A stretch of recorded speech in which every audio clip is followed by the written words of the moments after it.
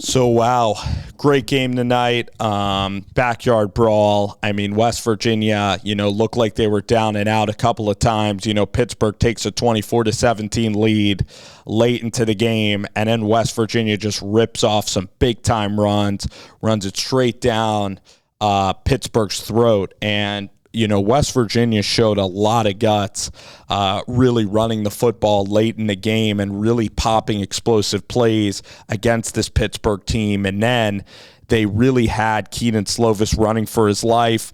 They had chances to put the game away. Defensively then, terrible tackling. They ran like I'm going to call it like a little like dig route or a little ball in the flat where the like a drag route. It's called a drag route where the receiver runs 3 yards. He caught it from 30 yards away, and West Virginia just missed a bunch of tackles. They were really good against the run, I would say, all night long tonight. But tonight, West Virginia just made a lot of plays. Like they blocked a punt. Wheaton had the catch in the corner a couple of times, and it really came down to not tackling, and then West Virginia was driving to win the game, and Wheaton just makes an error. He was pretty damn good all night. He was very good, and just drops a ball. It goes between his hands, and then it's a pick six. So just a devastating play in a really close game. I thought that, honestly, Slovis, you kind of know who he is, but after this injury, he really does look slow. He's strictly a pocket guy. He's going to be a backup in the NFL or a 5th or 6th round quarterback, and then JT's probably in the same vein because JT's just a little bit small, not the most mobile guy. His arm strength's okay. Does he really have great control over the football? JT's just a small quarterback out there, and a little bit inconsistent throwing the ball. A lot of stuff's just one-on-one, go up there and make plays. But really, West Virginia, their resolve tonight, they really ran the football. They really competed against a Pittsburgh team that really has more talent on both lines of scrimmages. So West Virginia to be ahead in this game, this would have been a huge win for Neil Brown, but then once again, they just find a way to lose a game tonight. By not tackling, they allow Pittsburgh to score, and then the pick six was a disastrous play, and then they didn't time manage their way down the field at all. But really, West Virginia had a 4th and 1 on the 40-yard line of Pittsburgh. And, it was a play I was talking to my friend about late in the game, and we're saying, should Neil and Graham, should they go for this play? Because if they go for it, you probably take a 10-point lead, and that really was a devastating decision in hindsight because they end up punting the ball, with 6 minutes left, and then give credit to Kedon Slovis. Just like Sean Clifford, when he needed to put a drive together, he can be accurate. And he has a much bigger arm than even JT Daniels does. A Pittsburgh guy even dropped a touchdown. Pittsburgh played sloppy football. For a team that just won the ACC championship last year, they do not look that good. They look like same old 7-5 Pittsburgh. Nothing really to write home about on Pittsburgh. Their D-line at times looks aggressive, but then they also allow West Virginia to pop off big runs, and West Virginia flipped the game entirely in that fourth quarter with those 2 touchdowns. West Virginia surged, and JT was a warrior tonight. JT was getting hit. JT Daniels, I know that he said he wasn't consistent throwing the ball, but JT Daniels, he's a college quarterback that's going to lay it all out on the line for West Virginia, and he's certainly an upgrade for what they had over the position. This is a really tough loss. If they went on to win this game, this really could have been a season for West Virginia. They're going to have to lick their wounds. This was a game on the road against a rival that's really going to sting,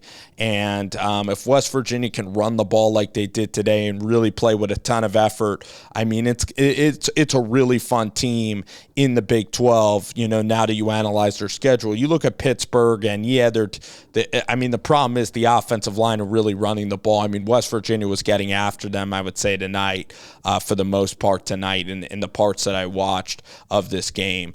But again, kind of a first game sort of deal. Who's really going to be really crisp crisp in game one. What are we going to find out about these teams? But game one can kind of change momentum for a team. And West Virginia and Neil Brown, they really had their chance, and I was very impressed. I mean, early on, Pittsburgh was getting after West Virginia. But the one thing is, when you play Keaton Slovis, you put a tiny bit of pressure on Slovis, you're going to get sacks. I mean, Slovis takes tons of bad sacks. He can't get out of trouble. He is, he's just slow in the pocket. I mean, there's no other way to say it. He's slow, fleet of foot. And not fleet of foot, and he's a guy that you could really pin your ears back and you could really stop this offense. And Pittsburgh tonight was going to lose a game to a West Virginia team at home when they were winning at several points tonight. So they were sloppy. They made turnovers. Their special teams was terrible. So Pittsburgh tonight really played a sloppy game, and West Virginia, the game was there for them to take, and the ball goes through Wheaton's hands, and then they don't tackle on the other possession. And they couldn't have closed the game any more poorly than they did. JT's a battler. This team is a fun team to root for West Virginia. Their fans, I mean, I'm sure they're going to be incredibly disappointed with the loss tonight, but it wasn't for effort. I mean, West Virginia slugged it out, and they showed a ton to me when they were down to Pittsburgh like they were, and in the fourth quarter, and when they really ran the ball right through the teeth of the Pittsburgh defense. That was incredibly impressive. That, I think, was the storyline of tonight's game, was about West Virginia, about them running the ball, about them striking back against a talented Pittsburgh team. And then for Pittsburgh, it's still kind of mistakes. It's a slow quarterback that, you give him time, he can string together a couple of drives, but an all right quarterback in the college ranks. And then Pittsburgh tonight, how would I say that Pittsburgh looked? I mean, their D-line looks all right. Their secondary guys are actually smaller than I would have expected. I mean, Wheaton really had his way with them. I think you could scheme them up on the back end, actually. I think you could run the ball at them. I don't think Pittsburgh looked as impressive as I would have thought they looked for being ACC champs. They didn't look that impressive. West Virginia, to me tonight, even in a loss, they surprised me more in a positive way with their resolve and what JT was able to do under a ton of duress. He played very tough because, I mean, I do have to admit that in this game, the Pitt D line was able to get a lot of pressure on JT Daniels, but he stood in there tough and he battled it out tonight. So as long as JT stays healthy, this is going to be a fun West Virginia team to watch. West Virginia really let this game go, and it's a very sad, sad moment for West Virginia fans. You got to be impressed with the effort. If this team upsets a team this year, they should try to go 8 wins with Neil Brown. Now that they have this style running game, now that they have JT Daniels, I know the Big 12 is going to be very tough, but I mean, it's time for Neil Brown to get this thing going. And I mean, he had a chance to really, really jumpstart a season that he really needed to tonight. So a big blown opportunity for the Mountaineers tonight.